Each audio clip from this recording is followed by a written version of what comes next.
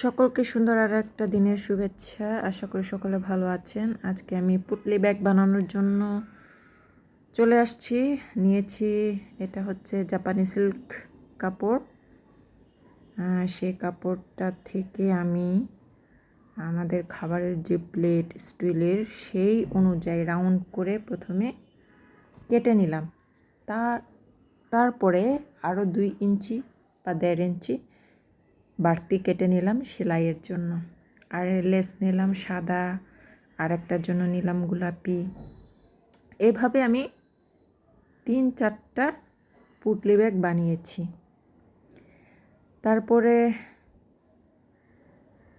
আমি ওই দাগ অনুযায়ী লেসটা বসিয়ে সেলাই করে নিব।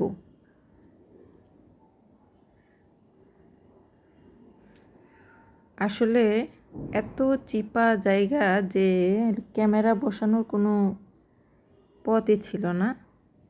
তারপরও কোনো রকম এখানে ওখানে রেখে তারপরে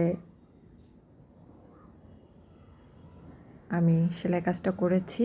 আর এটা সেলাই করার পর দেখি যে ভাঁজ মানে সুতার টান লেগে গেছে। যেহেতু এটা জাপানি সিল্ক শাড়ি, মানে শাড়ি বলছি তো কাপড়, তাই সেলাইয়ের টান পড়ছিল বারবার।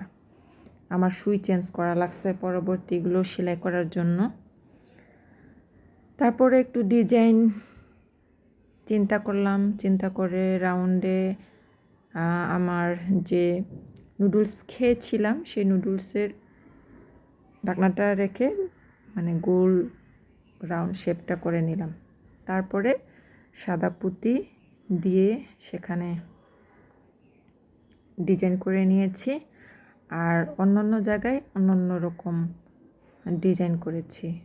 এখানে 2-3টা সাইজের আমি পুটলি ব্যাগ বানিয়েছি। আসলে শাড়ির সাথে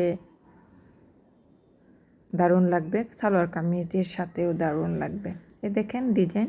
এভাবে আমি পরবর্তী ব্যাগগুলো ডিজাইন করে নিয়েছি।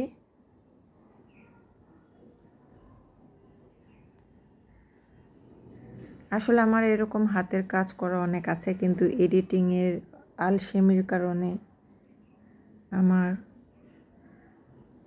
মানে কোনো কাজই আগাচ্ছে না, কিছুই করছি না আর কি।